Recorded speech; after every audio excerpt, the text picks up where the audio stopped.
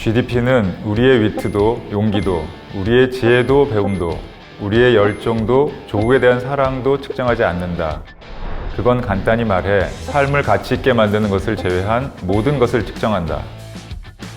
미국 대통령이었던 존 F 케네디의 동생이자 미국 상원 의원을 지낸 로버트 케네디의 말입니다. 국가 경제 성장의 바로미터로 쓰이는 GDP는 케네디의 말처럼 사회의 보다 다양한 측면을 담아내지 못한다는 한계가 있습니다.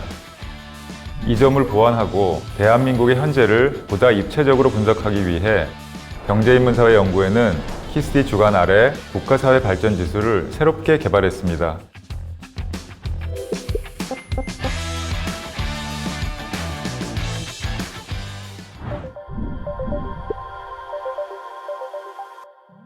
이번 연구를 통해 개발한 국가사회발전지수는 양적 성장뿐 아니라 질적인 발전까지 모두 살펴볼 수 있도록 설계했습니다.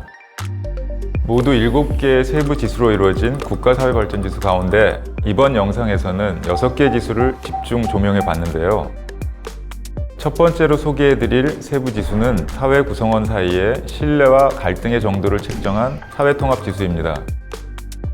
우리나라는 OECD 내 비교 대상국 36개 나라 가운데 35위에 머물고 있는 것으로 조사됐습니다. 우리 국민들의 전체적인 삶의 질을 보여주는 지표도 하위권입니다.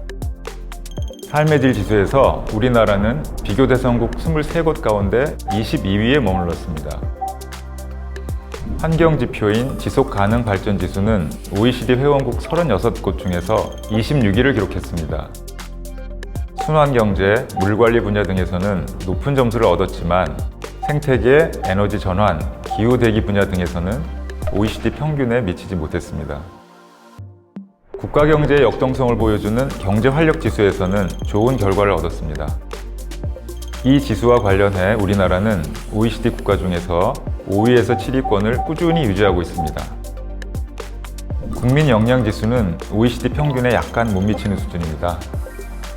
다만 인적 역량 지수는 평균보다 높은 반면 인적 역량 활용 지수가 OECD 최하위입니다. 즉, 국민 역량 그 자체보다 역량 활용이 취약하다는 뜻입니다. 국제사회 기여도를 평가하는 국제공헌 지수에서도 우리나라는 2019년 기준 비교 대상국 28곳 가운데 25위에 머물러 평균치를 밑돌았습니다.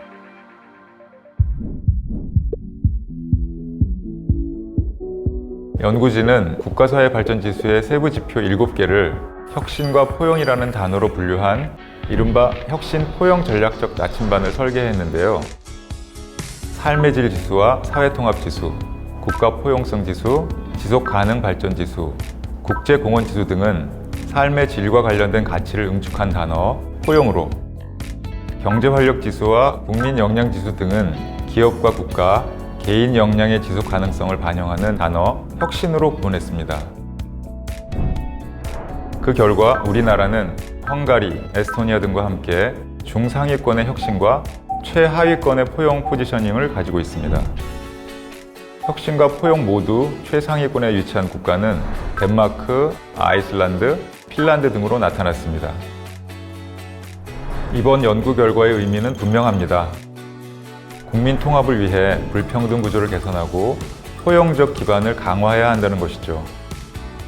이를 해결하기 위해 사회보장제도를 지속적으로 확충해 나갈 필요가 있습니다.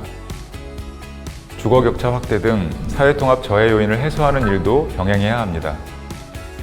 지방소멸을 막기 위해 국가균형 발전도 지속적으로 추진해 나가야 합니다. 평균 이상으로 나온 혁신 분야에서도 개선할 점이 있습니다.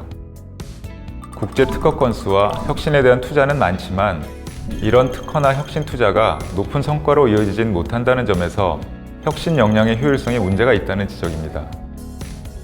기업과 국가의 혁신 역량을 끌어올리기 위해 첨단 산업과 일자리 창출 정책을 연계하는 것이 중요합니다. 연구기관과 대학, 대기업과 중소기업 간의 연구개발 협력을 강화해야 합니다. 지자체가 주도해서 그 지역의 산업 역량 강화 정책을 수립하고 집행하는 방식으로 개선되어야 합니다. 지역이 주도하는 혁신 성장을 위해서 중앙정부는 모니터링, 평가, 컨설팅 등으로 지원할 필요가 있습니다.